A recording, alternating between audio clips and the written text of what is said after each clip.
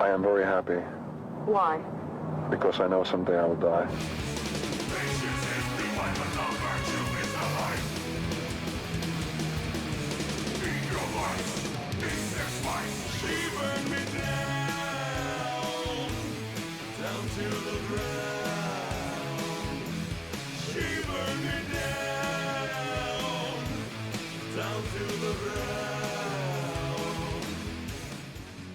Hey guys, it's me again, Eric from Mountaintop 9, and tonight, in association with the Downfall Network, I want to bring you another highly entertaining retrospective. And this time, it's about the legendary Type O Negative. Now, Type O Negative is a band that really defies labeling. You can call them gothic metal, you can call them doom metal, you can call them whatever the hell you want, but the bottom line is that this is a band that left behind a very rich catalog that we can all dive into and enjoy for years to come. Now, Type O Negative was formed by Peter Steele back in 1989 with his good friends Sal Abruscato, Josh Silver, and Kenny Hickey.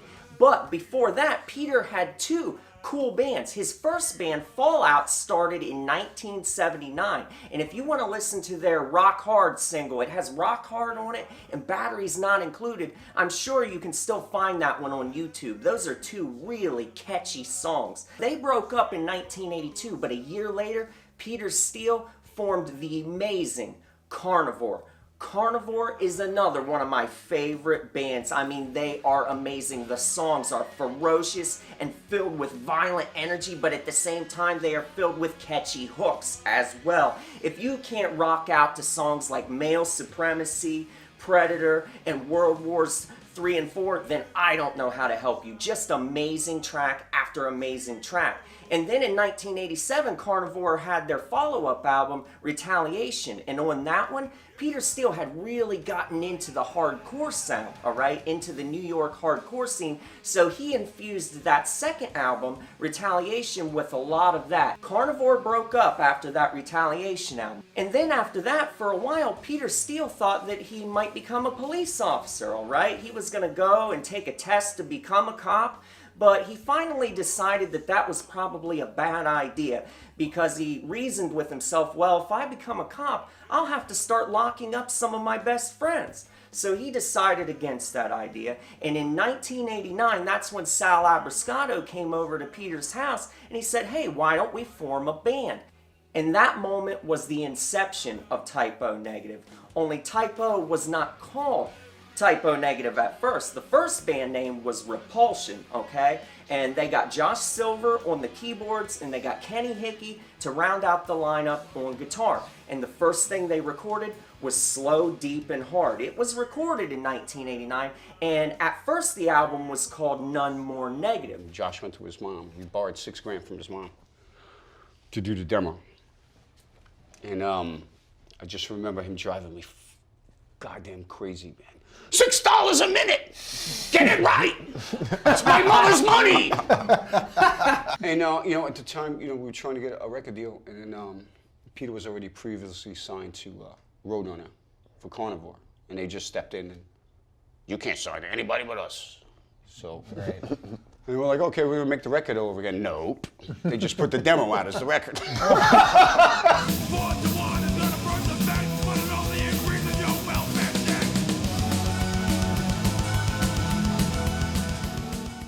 So when I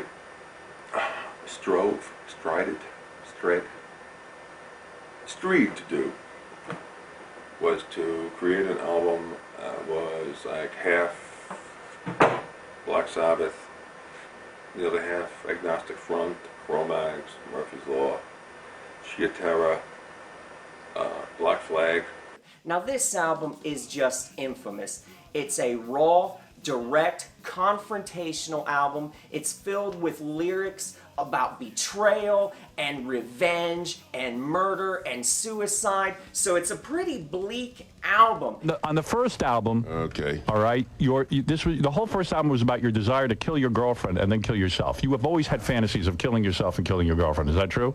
More or less. And you say Kurt Cobain is your hero because he had the balls to shoot himself. That's correct. That is correct. Yeah. Is this a depressed guy or what? Are you more depressed than me? I think I'm I'm repressed. No, you're a little depressed, right? Sometimes. Have you gone to a psychiatrist for this problem? Yeah, but he told me I was crazy. He told me to get out. He did. He even didn't want to deal with you.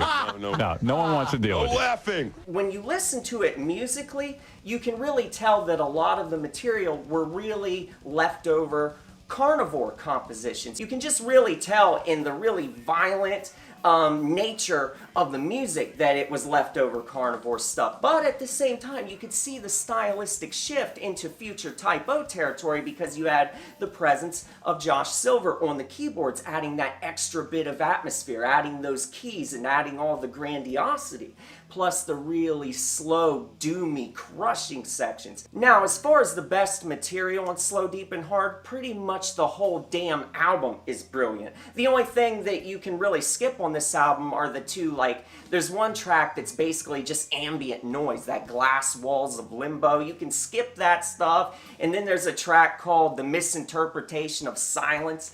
That's just silence. There's nothing to it. It's just a joke. But the rest of this album is sheer brilliance. The opening song, Unsuccessfully Coping with the Natural Beauty of Infidelity. Now that's the full damn title. And if you expect me to keep repeating that title, you're out of your mind. That's way too much word salad for me. So for now on, I'm going to refer to it just as Unsuccessfully Coping. Now this opening track is legendary because it's Peter Steele talking all about the heartbreak that he had to suffer after his significant other cheated on him with another man. And it just goes through a really theatrical type experience because you have furious anger on here, you have the downbeat moments of depression, and then you have that supremely catchy moment where finally that riff breaks in, and you know the one I'm talking about, the I Know You're Fucking Someone Else riff. If that riff doesn't make you want to bob your head, then I don't know how the hell to help you. You might need some goddamn therapy if you don't get into that catchy ass riff. I know you're fucking someone. You've also got on here Zero Tolerance and Prelude to Agony, and they basically continue the story that was begun on Unsuccessfully Coping. On those songs, he talks about getting bloody revenge and how he's filled with all of this primal anger, and he talks about having a pickaxe in the trunk of his car. And it's really funny because that song Zero Tolerance, it starts out with this super scary, horrific, slow, Sabbath-inspired riff, and it just really sounds like it was conjured up from the bowels of hell. It's really doomy and sick, and Peter Steele's just repeating that refrain, I'll kill you tonight. And in the background, you hear this really high-pitched sound that just accentuates the horrific atmosphere. And then I just love the section where Peter Steele is talking about tracking him down on the beach, and he's got his pickaxe. It is awesome stuff.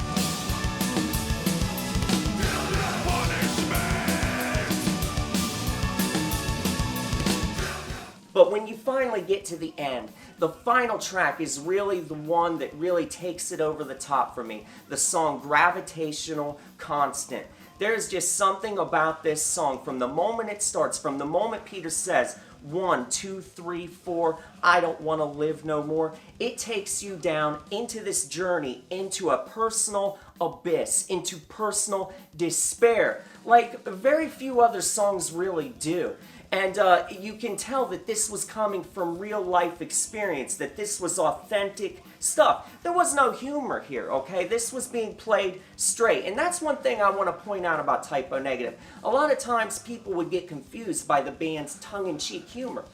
But beneath that tongue-in-cheek humor, there was real despair. There was real horror. The band were just using humor at times to kind of add some levity, to kind of break up all of the depression and all of the suffering. So this stuff was still real. Don't let, the moments of humor deter you away and make you think, oh, Peter wasn't serious about the stuff he was writing. I think he was dead serious about the shit he was writing on here. These songs are so long and winding with so many shifts that Peter himself, he was actually naming the different sections. And this section of the song is called Requiem for a Soulless Man. And this part of the song has a really catchy riff to it. Kenny Hickey comes in with a great riff, and then Peter starts talking about how he's got a problem with hate. That whole section there. I just love the ending section to Gravitational Constant because it really puts this terrifying bow on everything. It really sums it up. And when he says those last lines, the scars on my wrist may seem like a crime, just wish me better luck next time. And after that he says, one more time, won't matter, no question. Suicide is self-expression. I don't know how you can deny Slow, Deep, and Hard masterpiece status. I've never heard an album that really sums up what it feels like to be betrayed and then to go through all of this horrific stuff within your mind. So yeah, just a great album. And Gravitational Constant is a legendary tune. And one thing that really pisses me off is that when Typo would perform this song later on, they would cut off this whole ending section. But you can, on YouTube, find Repulsion era footage of the band performing this song in its entirety, and it is something to behold. So Slow, Deep, and Hard, I mean, even the album cover, to me it's genius, the mind of Peter Steele, to think to himself, I'm going to show an extreme close-up, alright, of sexual penetration, but it's going to be obscured in such a way that people can't quite tell what they're seeing. There's something so subversive about that it just tickles me. It really makes me happy. I love that album cover. So that was really great. And like I said, the band recorded this album in 1989, and it finally got released officially for the masses in 1991 by Roadrunner Records. Because, let me tell you right now, Peter was really annoyed with Roadrunner in a way because he was basically bound to this label. They could not shop around the Slow, Deep, and Hard album to other labels because, you know, Roadrunner would just send out a cease and desist. They said, no, Peter, you were the songwriter for Carnivore when we signed you, so you are forever bound. And so basically, Peter didn't really have a choice when this album came out. It had to be released through Roadrunner Records. So when the album came out in 1991, the band finally had their name at this point, and that's where I need to tell you about that. When the band first started out, they were known as Repulsion in 1989, okay? Turns out there was a grindcore band with the same damn name, all right? A band from Michigan, okay? They're a legendary band. Everyone knows about Repulsion now. And when Typo found out about this, so they had to change their name. I was trying to think of something a bit original, and it's something cold and dark that had to do with the mood of the band. And Sub-Zero occurred to me. So hence the symbol I came up with, the O with the negative, and there's -0. But once again, someone beat us to it, and we're from Brooklyn, and there was a band from Queens, which is only like 5 miles away, called Sub-Zero. And they had rights to the name. So after getting this stupid thing tattooed on ourselves, it was up to me to think of a name to, you know, compensate for the logo. So I don't normally listen to the radio, but there was a request for Typo Negative Blood by the Red Cross. And so I was like, well, that's it, Typo Negative. So the band had a name now, they had their first album out. What to do next? Well, the next big thing that happened in the band's career at this point was when they went over to Europe.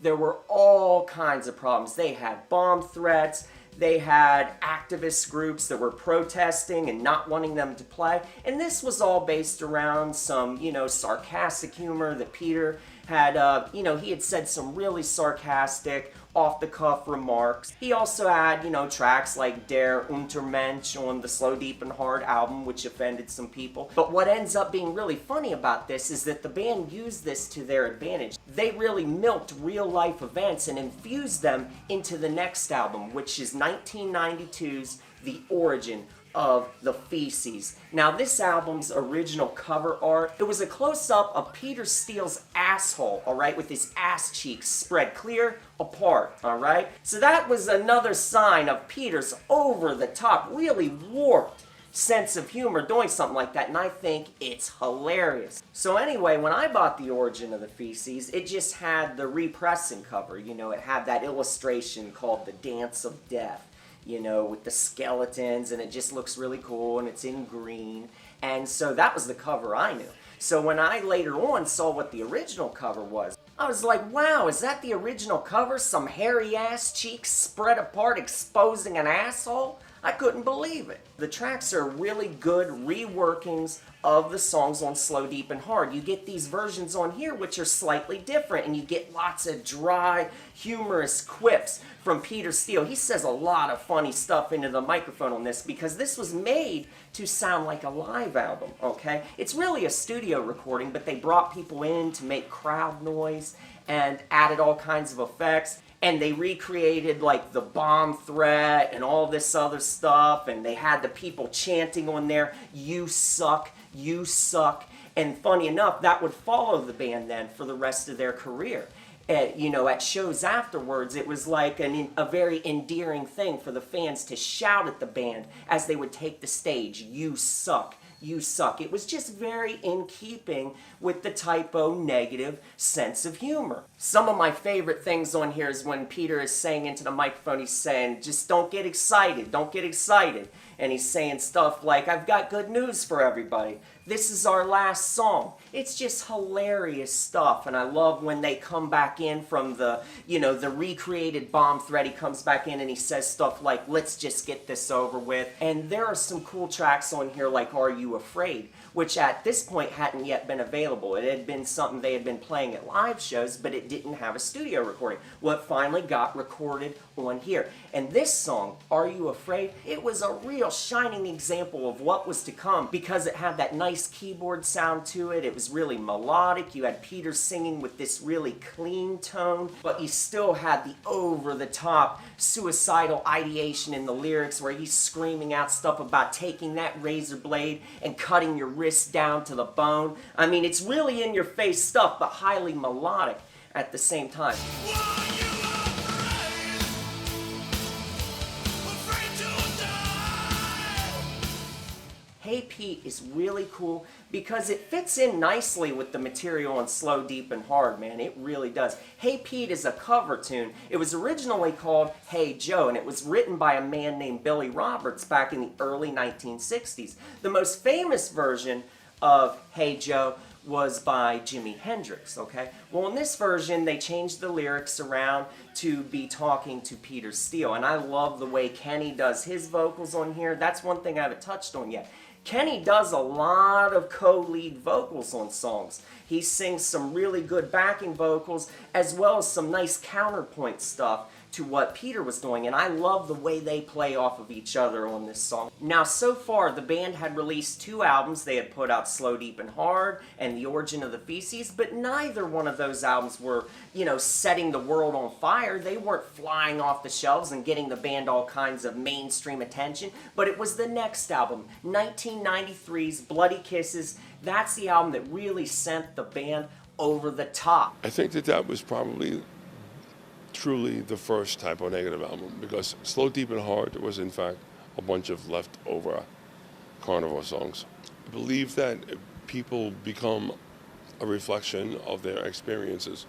So my life changed a lot between carnivore and when typo was instigated. Let's just say from like 86, 87 to like 89 or 90, I started to listen to a lot of different music. Like The Cure, Curve, Lycia, Simple Minds. People want to call that pussy music. Well, you know what? You call me a pussy, you are what you eat.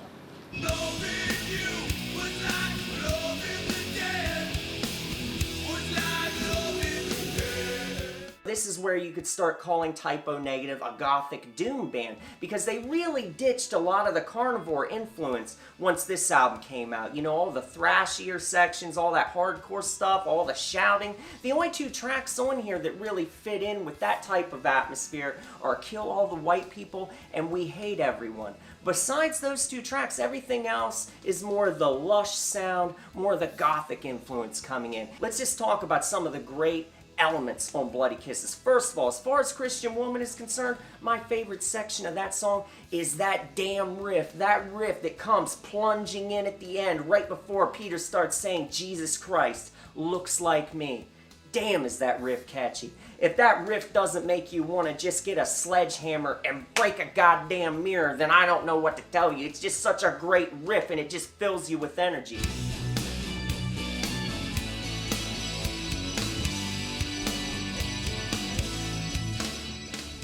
As far as Black Number One is concerned, I got burnt out on that song over the years, and you gotta understand why. It's a great song. No one can deny that it is a really good, well-crafted tune. But the problem is I heard it a lot in my early years, all right, back in the 90s.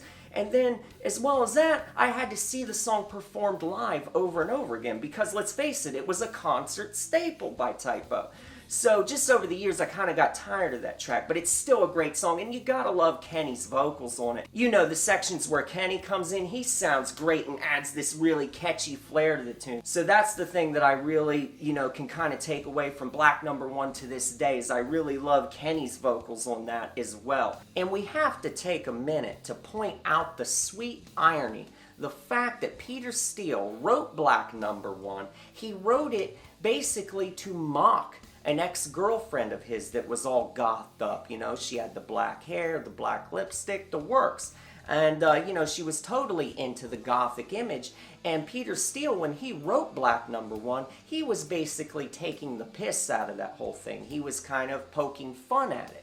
And as it turns out, though, it basically drew in more of the gothic crowd. He had a lot more gothic girls decked out in black hair and black lipstick coming to Typo Negative shows and loving the song, even though it poked fun at them. So that was really the juicy irony of the whole situation. And hey, all of the gothic girls that became Typo Negative fans, I'm not saying they should feel bad about that or anything. Quite to the contrary, Peter Steele was constantly poking fun at himself as well, because let's face it, he lived up to the gothic stereotype. I mean, he even had his teeth sharpened and filed into fangs, okay? And he had the dyed black hair, the whole band had their hair dyed black, and really tried to live up to the gothic image as well. But my favorite tracks on Bloody Kisses are stuff like Too Late, Frozen. And the thing is I love that section that gets really Sabbath inspired. It's super doomy, and you've got the singing with the treated vocal effect. Just the way Peter sounds on that, it's otherworldly. And the way that riff, it just undulates like a really great Sabbath riff. Just the way it goes back and forth, that cornucopia style. I love it.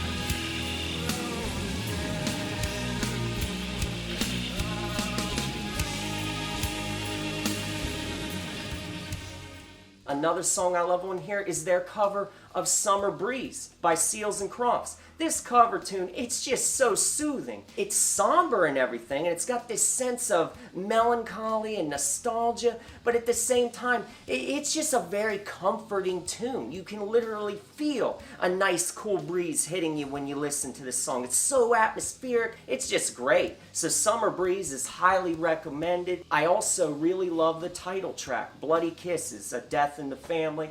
This is pure gothic doom stuff right here. The keyboards, the guitar line, the way it just lurches along, and the way Peter is telling this very depressing tale. Now, the truth is, this song was inspired by Peter Steele. He had a cat that had lived for 17 years. And when this cat passed away, it was like a death in the family to him because it was a really loved pet.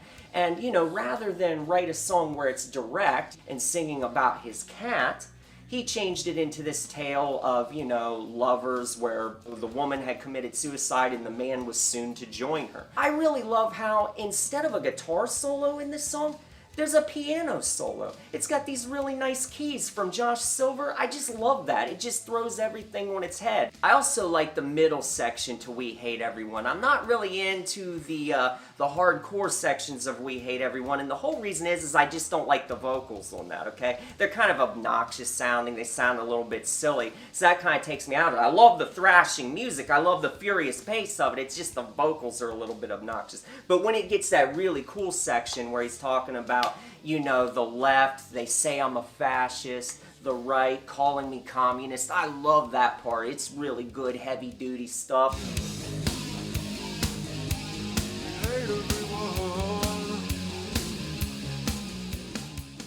When I was in my teenage years, all right, in the late 90s, and I'd be listening to this album, I'd listen to this album all night long on a loop, all right? I wouldn't even go to sleep before school the next day, and I would just put Bloody Kisses on, listen to side one, flip the tape over my Walkman, and rinse and repeat. And funny enough, the band would later release a digipack version of the album, and on this version of the album, they deleted all of those little interludes, all of those little ambient soundscapes, all of that stuff, which is fine, but the one thing that I don't like about that re-release version, they omit the song We Hate Everyone. Now, I can see why they took it off.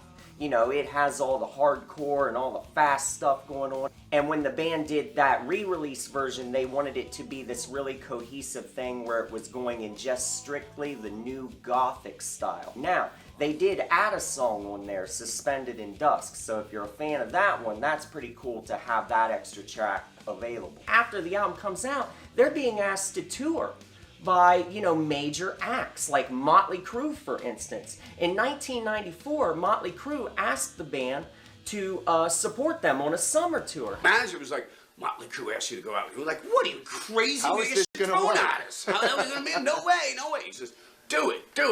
It'll be good for you guys. You guys should definitely do it. And that's it. Reluctantly, we did, and that's what put us on the map. We went from selling 50 albums a week to selling 2,000 albums a week. I'm like, in 1 week. When I had found out that the Bloody Kisses went gold, I'm like, this is like a nation of deaf people. I'm like, I didn't take the band seriously. I mean, we would call ourselves assholes before you did, but we really meant it.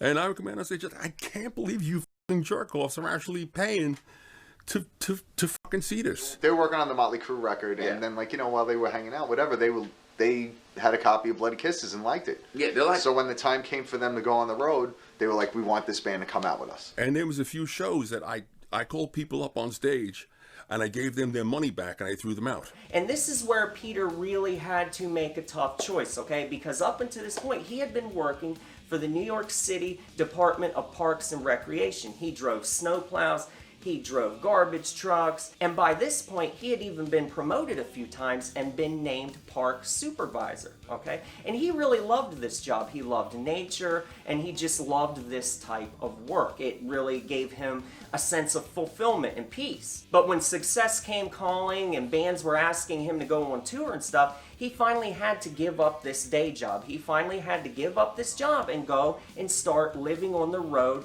to support Typo Negative. Now, another big change happened during this time. Sal Abrascato, the original drummer, he left the band. And I think there's quite a bit that went on behind the scenes. I think that Peter Steele was very demanding, based on stuff I read. He was very demanding. He wanted, you know, the drummer to stay right in time with everything that was going on, and who could blame him? And I think there were some timing issues with Sal on the drums, all right? And Peter was getting to be a real perfectionist, and he was very demanding in the studio. And it was at this time that the band's drum tech, Johnny Kelly, he came into the void, all right? And so now the band would go out and they would tour and they would gain more success and everything else. And in 1995, funny enough, this was when Peter did something very interesting. Playgirl magazine ended up making him an offer that they wanted him to come down and do a photo shoot. Okay, and one thing led to another, and Playgirl magazine said, hey, we'll give you the cover. Not only that, we're going to give you multiple pages in the magazine. He thought it was just a big joke. He didn't take it too seriously, and he thought, you know, if anything, this will just gain the band a new, you know, a wider audience. It's just more exposure and publicity for the band. Now, Peter, when he went down there, he looked through, I guess, an issue of Playgirl magazine, and he noticed that all of the guys in there, they were posing with a flaccid penis. Their penis wasn't hard. And so he said to the people there at Playgirl, he said, I can do this, but under one condition. I have to be rock hard, all right? My penis has got to be fully erect, or else I'm not going to do this. Because Peter liked to say stuff in interviews like, I'm a grower, not a shower. So he wanted to be hard in the magazine. And, you know, the people at Playgirl, they said, well, do you think you can keep it up all that time? Do you really think you can do it? And he told them, hey, as long as you bring the check, if you hold up your end of the deal, I'll hold up my end. So that's what he did, and he posed in Playgirl magazine, and it brought, you know, even more added infamy as far as Typo was concerned. Did you see the scratch and sniff version of the Playgirl issue? No. Oh, you missed it. Oh, now you tell me. Well, let me see if I could dig up an issue for you in the back. You'll like how it smells. Oh, okay. And it's kind of funny how Peter got picked on quite a bit about those pictures in the Playgirl magazine. You know, people would look at him and they'd say, you know, why is your dick, why is it purple? It just, I mean, it looks unhealthy. Well, Peter Steele, you know, he would say in interviews, he'd say, well, you try keeping your dick hard for hours, because he basically had to strangle it to keep it engorged with blood. So that's why his dick looks so fucking purple in all the damn pictures. Why is it that it seems that every interview you read with Tybo, there has to be something about your penis? Why do you think it's such a big deal, Peter? Why it's such a big deal? Uh-huh. Well, it's going to be a long story. Tell me, It's I going to got be time. hard to tell.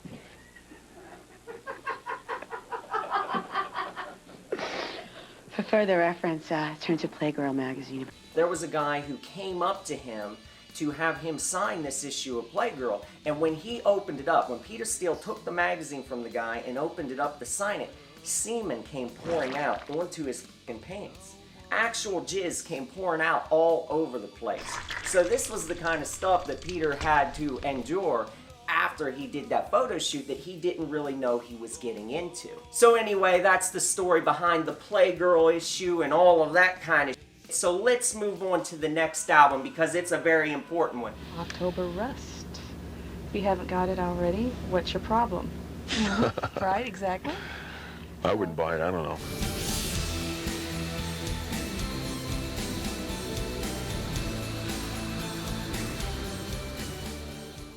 I'm certainly not as angry as I was 5 or 6 years ago, simply because I don't think that I'm the same person that I was. I've certainly grown. I hope up, not down. When they went in to record October Rust, Peter really made a conscious decision that he wanted to craft an album that would cater more towards females. He wanted to get more girls into the band, because he saw what songs like Christian Woman did and what songs like Black Number One did. So he wanted to go more in that vein, just go straight down the line with that gothic, poppy atmosphere, but still heavy at the same time. Don't get me wrong, that's the thing. There is much to love on October Rust, because even though it's melodic, even though it has this heavy-duty, shimmering flair going on about it, with great, lush production, there's still nice, heavy, dense riffing going on beneath everything. And from the very first song, Love You to Death, you just can't beat the atmosphere on that track, man. Great piano, great deep singing from Peter Steele, and I love Kenny Hickey's guitar, man. There's just such great sustain, just great emotion in every guitar line. And the lyrical content to Love You to Death was quite interesting, because Peter Steele said this song was basically about making love to a woman, you know, making sweet love to her until the point where she's almost in so much ecstasy and she's so physically exhausted that she's on the border of death. She's on the precipice of death, almost in a coma-like state. And that was like a fantasy for him, to be able to fulfill a woman in that way. I love the ending section of Love You to Death, where he's saying, am I good enough for you? A classic, classic song. So the album gets started off on a great footing.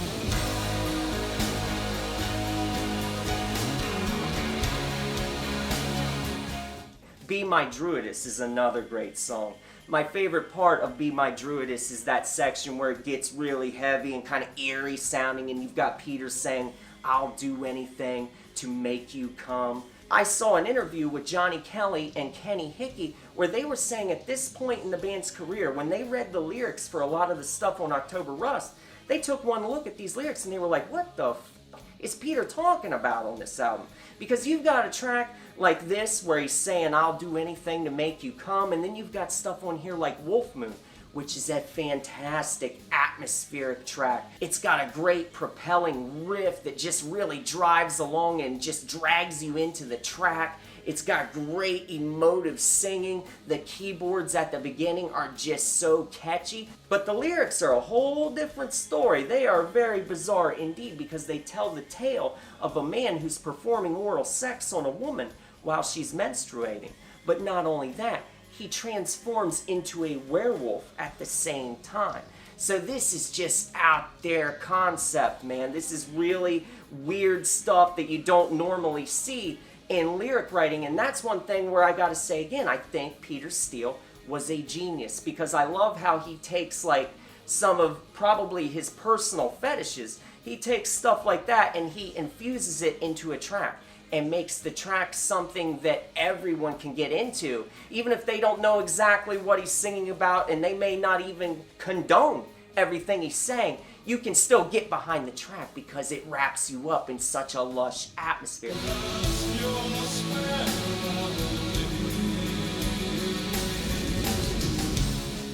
And it's right here while we're talking about Wolf Moon that I must point out that Peter Steele's bass lines, you know, I've talked a lot about his songwriting and about his vocal approach, but his bass lines really accentuated the mood of songs. His tone was always right, perfect, just perfect for whatever song and whatever kind of mood he was trying to convey. You know, in certain songs where it was pure aggression, he'd have this distorted steamroller type of tone that just really plowed you right between the eyes. But then on a song like this, on Wolf Moon, he'd do these notes right as he's delivering the opening lines when he sang the 28th day, she'll be bleeding again. You know, when he's delivering those lines, he's also doing these nice pulsing, engorged bass lines that just sound so rich and filled with vitality. So Wolf Moon is a real favorite on here. I also love Burnt Flowers Fallen. Really good stuff. In Praise of Bacchus has nice atmosphere on it. The guitar just sounds like it's shimmering.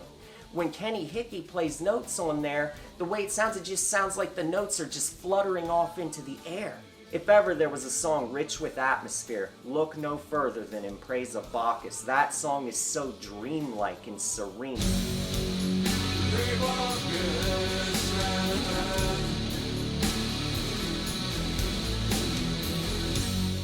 Talking about other tracks though, there's a song on here called Red Water, Christmas Morning, and that song has more of the Bloody Kisses title track type of flair to it. It's that doomy gothic stuff, really hazy, very melancholy, and this song really drags you down into despair. So I like that one as well. Then, of course, we can't talk about October Rust without mentioning My Girlfriend's Girlfriend. Now this song had a famous video done for it. Everyone's seen the video at this point. You've got Peter Steele walking down the street. He's dressed head to toe in black, alright? And he's just freakish looking because he's so huge. And then he's got these two girls next to him dressed in really bright colored clothing. So it's just a really amusing music video. And the song's catchy. I like that keyboard intro there. It's a nice little song, a nice little diversion. There's a song on here called The Green Man, and at the beginning of that song, there is a sample of the garbage truck that Peter Steele used to drive.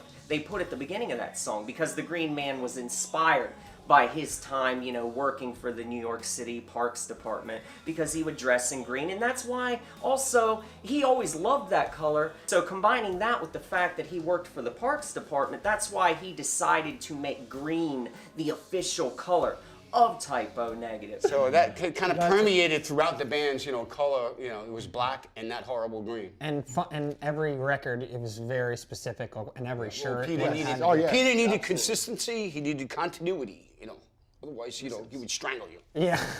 The green's wrong! As well crafted as it is, with all of the layered production and catchy ear candy type songs, it's amazing that this album only went gold. How the hell did it not go platinum? You know, Bloody Kisses went platinum.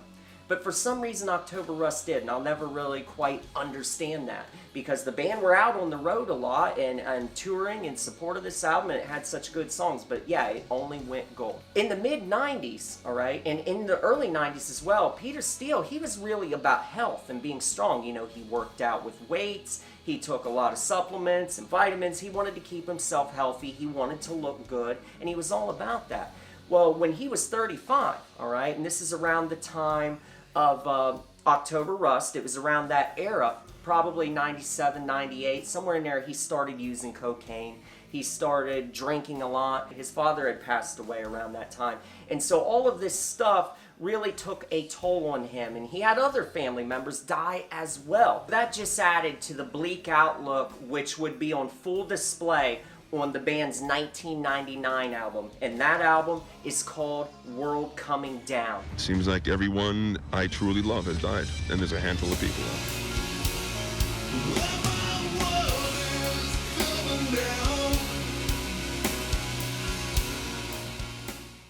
that had to be the most serious album that we ever did. There was nothing funny about that album at all.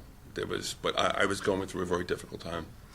But that's really my problem. I remember when World Coming Down first came out because I bought it the week it came out. I was so excited to get it. And I remember reading in interviews at the time, even right before the album dropped, where Peter Steele would say things like, there aren't going to be songs on this album, you know, about sex and romance and all this kind of stuff. Instead of stuff like that, the stuff you'd been used to on October Rust, we're going back to the 3 Ds. And he said depression, death, and drugs. And I remember reading that in an interview and thinking to myself, and drugs? I thought to myself, I saw the After Dark music VHS that the band put out, and Peter Steele was in his tour bus showing off all of his vitamins and talking about how healthy he was. So it was kind of weird to me to think to myself, wow, is he like, you know, addicted to drugs? You know, what's going on? And sure enough, when World Coming Down came out, the very first track on the album, you know, after the Skip It joke track, but the very first real track on the album is this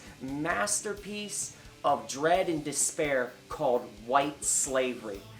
White Slavery is one of the doomiest tracks you'll ever hear. I swear that riff is just so protracted and drawn out and just filled with overwhelming suffering. It's like nothing I've ever heard. I still remember the first time I heard it going, man, is that a drawn out, painful riff. It sounds like a person just with a knife in their stomach and it's just being twisted and twisted. The lyrics are about Peter Steele's addiction to cocaine and about the feeling, you know, when you're coming down from it and the paranoia and the horror of everything that's going on. And I remember reading in an interview that Peter Steele said, you know, he'd be on a tour bus and he'd just want to jump right out into the road because he would like freak out. He would get really paranoid and just filled with depression and fear. There's an old saying that it's better to learn from the mistakes of others than your own. So I was hoping that maybe our fans can get something out of my mistakes. That, you know, I was a very clean person. I mean, well, not that, you know, Not today. Yes, I am clean today. You look like you shaved. Well, once a month, whether I need it or not. Yeah.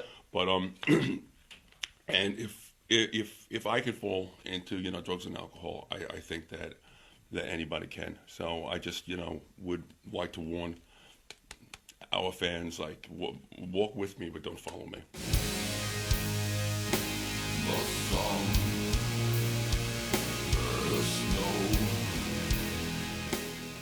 Another fascinating thing that's going on World Coming Down are those 3 tracks, Sinus, Liver, and Lump. Now, what those tracks are trying to convey, they're not really songs, they're just these really depressing soundscapes, and they're trying to convey different ways of dying. And Peter Steele actually had a panic attack after listening to Sinus, because in that one it has sound effects of someone doing coke, and then you can hear the pulse rate, you know, their heart rate is quickening and it's building up to a crescendo. And when Peter Steele listened to that, he thought it was so realistic, so lifelike, that it really gave him a feeling of panic. So it wasn't even something that he liked to listen to himself. You've got other songs on here like Everyone I Love Is Dead and Everything Dies. Peter Steele was at a point in his life where he was looking around and he was seeing all of his loved ones die. They were passing away one by one, and he'd be at, you know, the dinner table or at places that he would normally be, and he'd look around and he'd notice that the people he loved, they weren't there anymore. And that was something very hard for him. I think at that point in his life, it was like a midlife crisis because he was facing his own mortality and also finding it hard, you know, to go on without these people that he had become so used to being a part of his life. So that's something that anyone can relate to. They're very relatable lyrics. And Everyone I Love Is Dead, you know, it has more lyrics talking about his drug usage, how he's trying to cover up these feelings, mask these painful, depressing feelings by drinking and doing coke. And, you know, he says in the song, these substances, they're used to mask a weakling's hurt. It's just like painting over dirt. You know, I love that line in the song. Everyone I Love Is Dead. Very catchy. They'd play this a lot on tour.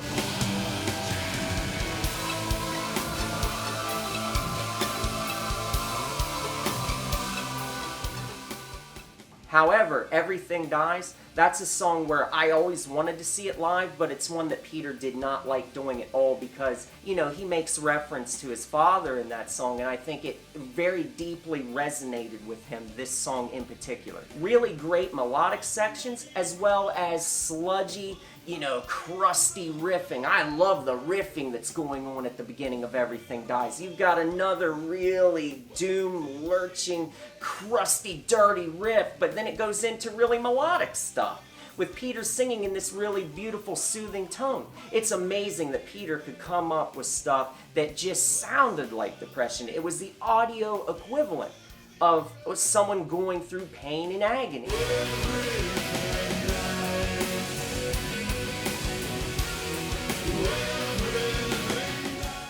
World Coming Down, another good one.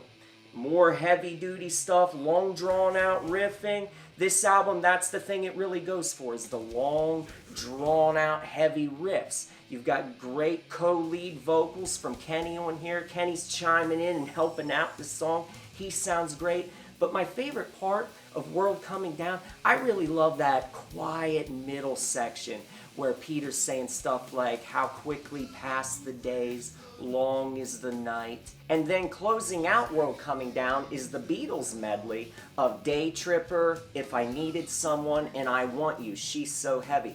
And what's interesting though, is that Michael Jackson and Sony, they owned the rights to these Beatles songs, and they were super expensive to secure the rights to be able to get permission to even record them. All right, and the band didn't learn how much money it was going to cost to do these songs and have them on the album until they had already done it. So they were really pissed when they found out, you know, they recorded this medley, you know, they loved the Beatles, they thought it would be the perfect way to close the album, and then they find out how much it's going to cost.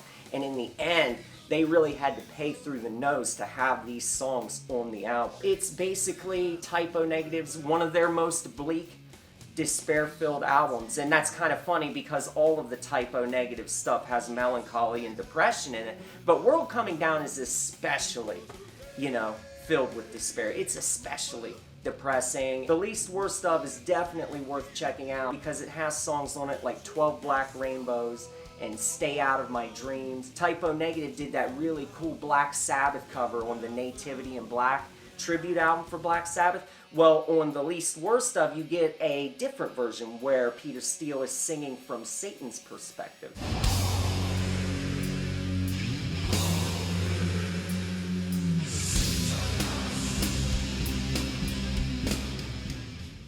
Now at this point, I want to stop and point out something very important that I have neglected to mention. On October Rust and on World Coming Down, both of these albums had programmed drums. Johnny Kelly had, you know, instead of performing the drums live in studio, he just helped program the drum beats. And, you know, Peter Steele, like I said earlier, he had become very, very much a perfectionist, and I think just for comfort, he just wanted the drums to be right in sync. He wanted everything to be sheer perfection. So yeah, even though Johnny Kelly was playing live, he was doing the live drums on tour, on the albums they were using programmed drums. And they would continue to do so on the next album, 2003's Life Is Killing Me. Tell me, where the have you been the past 4 years? Like, what the hell was going on, and why haven't you graced us with your presence? Well, I had a dream. It was like God came to me and said I should start digging to the center of the earth. So I've been busy digging.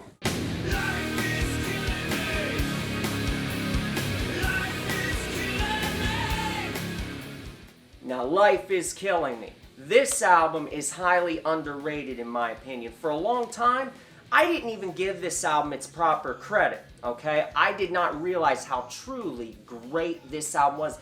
You know, World Coming Down is very bleak on its face. It really assaults you with it. Like I said, it takes your head and bashes it against the goddamn wall. But Life Is Killing Me, it has more melody creeping back into the sound and more catchy parts, so it's not as ugly on the surface. There's a lot more catchiness, a lot more sugar-coated stuff going on. So you can kind of not realize how much depression is infused in these songs. Life Is Killing Me is highly depressing material, and it's really the height, all right, of Peter Steele's genius. He had had a relationship with a woman for 10 years at that point, and it had gone bad. So he had lost what he felt was a soulmate, someone that he truly loved. Was gone, wasn't in his life anymore. And in addition to that, of course his father had already died, and I think his mother was sick at the time. And so he just had a lot of stuff going on, and he was addicted to cocaine, he had the drinking problem. So his life was kind of spiraling out of control around the time of this album. And you can tell when you listen to songs like I Don't Want to Be Me. Now, how catchy and energetic is that song? I love the way it's an upbeat track, but it's got just those lyrics that are just self-deprecating. It's got that classic Peter Steele dry, sarcastic humor where he's just cutting himself down. Just classic stuff, and it's just a highly catchy, memorable song. I Don't Want to Be Me. I remember the day I put the CD, when I bought this album when it came out, put it in my car and started listening to it. That song just jumped right out to me right away. I thought, man, this song's gonna be a huge hit. It's just so well crafted, so catchy, great guitar lines. I love Kenny Hickey's guitar lines in this one. Great tune.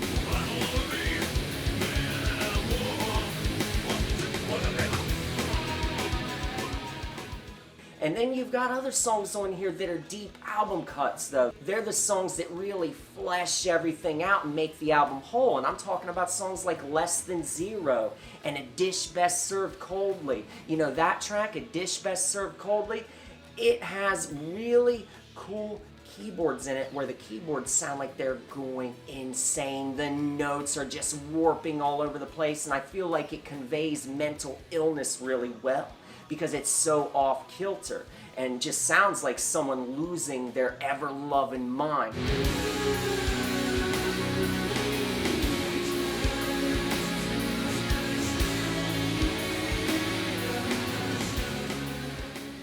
And then the closing song, The Dream Is Dead, it has more heavy riffing as well as melodic verse sections. And it's a really good song as well. But I'll tell you what, the beating heart of this album, the track that just defines everything that had been going on in Peter Steele's life to this point, that track is called Anesthesia. And the thing I love about Anesthesia is the lyrics about trust, and about trust being fractured, and about trying to protect yourself. He says in the song, I'd rather not care than to be aware. And he says stuff like, when you trust someone, illusion has begun, no way to prepare, impending despair. All of those lines, to me, it's kind of funny because when you think about it, Typo Negative, the very first track of their career was Unsuccessfully Coping. And what was that track all about? It was about giving your trust to someone and having them just totally rip it apart. Well, Anesthesia, it just continues in that theme, but in a more mature way, okay? In a way where you can tell this is an artist that has really been honing their craft for several years, and this song is just a really classy, emotional song. I love Anesthesia. It's heart-wrenching stuff.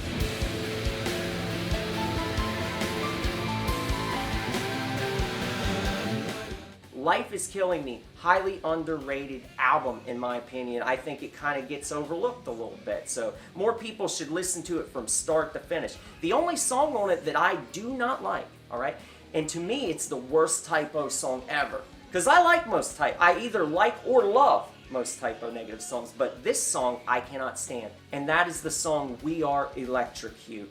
I cannot stand the vocal refrain on that song. It gets under my skin and really pisses me off. It's just obnoxious. So I don't like We Are Electrocute, but everything else on Life Is Killing Me is either good or great. So definitely check out the album. It's the musical embodiment of everything that Peter Steele had been going through at that time. The next studio album would prove to be Typo Negative's final album. It would be their swan song, and it's an album called Dead Again. It's been a while since Typo was toured, between prison and rehab and attempted suicides, murder, divorces, childbirth, liens on homes, broken bones, the plague. And so, as you know, Bensonhurst was not built in a day, so you can't force, Brooklyn Boys. Can't force creativity, and not that I'm creative, but normally I write songs by stealing riffs from Beatles albums played backwards. I have a special turntable, And actually they're saying, I buried Pete, not Paul, which I find kind of prophetic and scary. I can't believe I died last night. Oh God, I'm dead again. I can't believe I died last night. I'm fucking dead again. I wanted this next album to sound more like a hardcore album, but the stuff that I've been writing lately is kind of like Pink Floyd meets Black Sabbath. So it's like Stink Floyd. He's wanted the last 5 albums This to be a stuff hardcore you've album. been writing for the last 15 years. No wonder they won't. You've wanted it to be A hardcore album for like the last 8 albums. I'm like It'll be a hardcore I'm album. like a broken record. I'm like a broken record. Alright, you ready? Hardcore. When I first bought this album and listened to it, I really didn't give it a good chance, man. At the time this album came out in 2007, I was drinking very heavily. I had a lot of problems, and I just didn't give this album its proper hearing. So it took many years for me to finally appreciate this album, okay?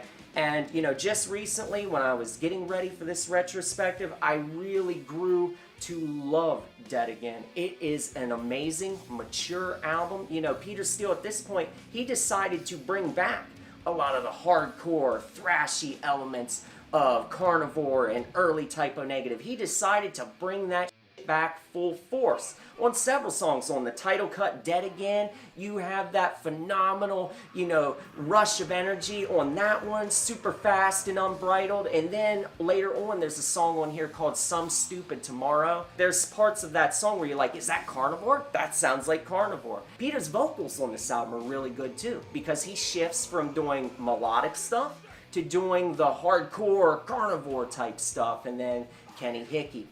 When does Kenny Hickey not sound good? Kenny Hickey was always doing either backing vocals or doing some lead vocals here and there. And funny enough, I watched an interview with Kenny Hickey where he said that lots of times Peter would just say to him, you know, this part is out of my range. I want you to do this.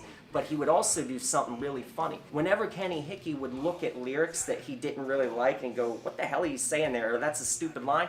You know what Peter would do? Peter would say, well, you're going to sing it. Guess what, pal? You're going to sing the goddamn line. As far as my favorites on Dead Again, I would have to say that the closing song, Hail and Farewell to Britain, that song is really good because you've got that emotional bass line at the beginning. That is pure Peter Steele right there. That's something where you hear that bass line and that's a hook right there. So you're already entranced and ready to go on the journey that the song provides. And it's just got more great lyrics about betrayal.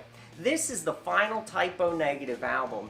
And here we are closing out, bringing everything full circle, because once again, we're singing about the breakdown of trust. He says in the song how emotional blackmail makes him sick. And it just sounds really, it's depressing hearing it. He seemed like a good person who helped people out, and it just seemed like he would give out his trust to people and just have it totally, you know, torn apart in the end. So yeah, hail and farewell to Britain. In the final line in the song, he says, hail and farewell to me. Don't act so surprised. So through your disguise. And other great songs on here, Tripping a Blind Man.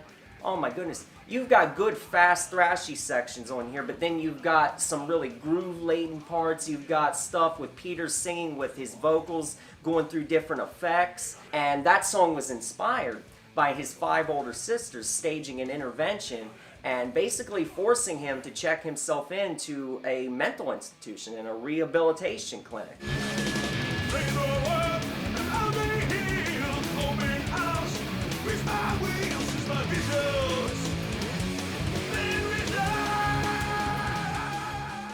You've got also September Sun. How can you not like that song? You know, I didn't like it in the beginning. I really did not like September Sun, but the more I learned about what Peter Steele had went through in his personal life, the more I realized, man, the verse sections of this, they're so authentic, they're so real. It's just something, it just feels really close to me now when I hear the verse sections, the piano, the way he's singing in such an elegant way. It just makes me feel really nostalgic hearing a song like September Sun. So I even like that one now. Only the deaf hear my silent shout. Yet in the dark, still he screams your name.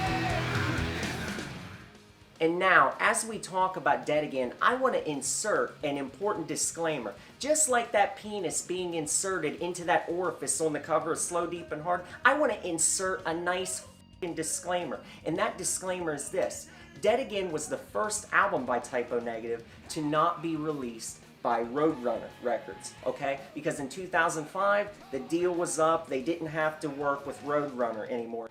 Last autumn, when like the best of Typo Negative came out, and they didn't even tell me about it, I was kind of put off about that. I mean, since Carnivore, 1983-84, I'm the person who's been signed to Roadrunner Records the longest. I'm like the grandfather of failure. You know, they could have at least asked my input as to what this product should look like. You know what? I tell fans, don't fucking buy it. So the band decided to sign with SPV, and that's the record label that put out Dead Again. And I don't want to forget to mention Halloween in Heaven. That is a really cool tune as well, and it was written in tribute to Dimebag Darrell because, you know, Peter and the rest of Typo Negative, they were always friends with Pantera. You know, they had toured with them and became really close with them over the years. So that's what that song was inspired by. And it's got some great energy to it, and I love the way Peter and Kenny trade off vocals on that one. It just sounds really ferocious at times, the way they're delivering the lines to the song. And it must be noted very quickly, this is the first album since Bloody Kisses to have live drums. Yes, indeed. Johnny Kelly played the drums for real on this album. This album didn't have programmed drum stuff on it. It was real live studio drumming. And it gives the album more of an urgent feel. It gives the album another dose of humanity. So that's really cool. I think it brings everything full circle having real drums on here as well. So yeah, man, Dead Again is one to look for. And if you've ever underestimated this album and maybe felt like, you know, the songs are really convoluted and the shifts are very jarring and drastic, because that's the way I felt in the beginning. I remember putting this album on and listening to it and kind of drinking, you know, sitting there drinking my beer and thinking to myself, man, this album, I really like this section here, but then he's changing it and it's going off in a whole nother direction. And you know, I'd always liked that on other Typo albums. It was just for some reason Dead Again did not click with me right away. But now it really does, and I understand the brilliance behind it. I understand what it was going for. Now, I would be really remiss if I didn't point out that in Peter Steele's later years, he became quite religious. He had a renewed passion for the Catholic faith that he was raised in, and this really influenced a lot of his writing when he was composing songs for Dead Again. And you can especially sense this in songs like The Prophet of Doom and These Three Things, for instance. I'm a Roman Catholic, okay? Everything about my life influences my songwriting. And I think upon the death of my mother about a year and a half ago, kind of got me a little bit closer to God because it made me realize my own mortality. After Dead Again came out, the band went on tour, and I saw them on this tour, and they put on a really good show, but I noticed at this time how different Peter Steele looked on stage. He looked more gaunt, like he'd lost a lot of weight. He had definitely lost a tremendous amount of muscle, and he just kind of looked tired, and it was really sad seeing him like that. And at this point, I want to say one important thing to point out about Peter Steele is that when he would tour, he would always drink before going on stage. And then when he was performing, when he was live, he would always have bottles of wine that he would drink from. And he would go through a lot of bottles of wine, let me tell you, because this was something that really helped him get through his stage fright. Because he was actually a shy person that kind of put on a front and tried to entertain people, but to his core, he was a shy person. He was, you know, afraid of judgment, so he would mask that by drinking, you know, wine on stage. And it became a real crutch for him over time. And it was just really striking to me seeing how different he looked in 2007 versus how he looked even on the World Coming Down tour. I actually met him twice during that era, all right? One time, when I met him the very first time, and I have a picture of it, he actually picked me up. You know, I went up to him and I said, hey, can I get a picture with you? He signed a Carnivore CD sleeve for me, and he signed the Bloody Kisses CD sleeve. And then after that, I said to him, "Can I get a picture?" And we were standing next to each other for a moment, and before the person snapped the picture, he just up and decided to pick me up, hoist me up into the damn air. And I thought that was, first of all, it was really surprising. I was like, holy shit, this guy just picked me up into the air, like it was nothing. So that kind of just showed you, this guy at the drop of a hat, if he can just hoist people way up into the air, he's got a tremendous amount of strength. And then I met him again the next fall. It was really cool how Type O Negative, after shows, they would stand outside the club or theater and they would sign autographs for people and take pictures with people. Josh Silver wasn't even in the band anymore at that time. He had actually left the band and was studying to become a paramedic. He was trying to go into a whole nother field. He wanted something that was stable to pay the bills. He didn't want to, I guess he didn't want to be in a band and have that kind of lifestyle anymore. So that's a very important thing. They had a guy named Scott Warren during. They had a guy named Scott Warren during. They had a guy named Scott Warren during. That's a fucking tongue twister. You try fucking saying that. They had a guy. They had a keyboardist named Scott Warren. Mother. It's when I get to the doing. I want to say during after Warren.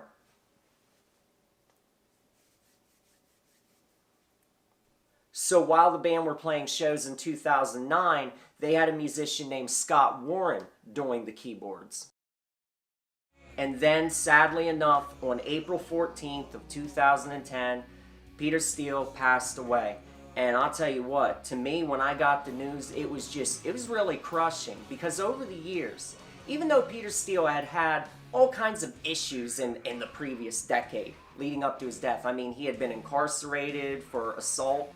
You know how he beat up the guy who was sleeping with his ex-girlfriend, and then you know how he had to go into rehab. All of this drama was going on in his personal life. Well, even though that was going on behind the scenes, Type O Negative were still a dependable band. They still put out albums every 3 years or so. They still did Halloween tours, as well as tours to support their studio offerings. So it was just a band that I got used to seeing all the time in the live setting and just listening to new music from.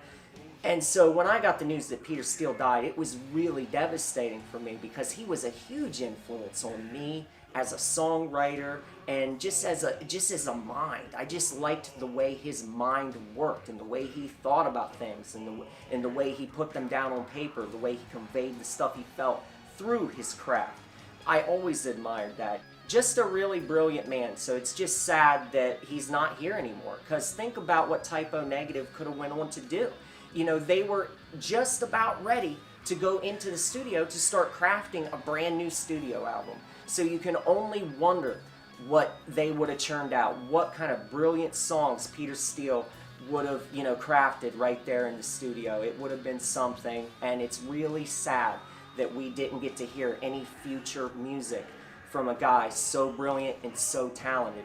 But even though he passed away when he did, and we can't get any new Type O Negative, at least the man left behind a vast legacy when you think about it, man. Because you can not only listen to Type O Negative's stellar discography, I mean, every album has something to offer, something to enjoy, but then you have a brilliant band like Carnivore. Carnivore is just fantastic, and I love Carnivore just as much as Type O Negative. But anyway, guys, I hope you enjoyed this deep dive into the glorious catalog of Type O Negative. I hope it's inspired you to want to put on one of their albums and crank it up to the max and enjoy the genius that was Peter Steele. Don't forget to check out my channel, Mountaintop 9. You can see more reviews there for music as well as really awesome horror films. And guess what, guys? I'll be seeing you again real soon. How would I like to die? I don't know. It wouldn't really matter so long as I felt I made a difference in the world. You did. You made it worse. Josh, how would you like to die? We are going to be auditioning guitarists. I don't care as long as it happens now.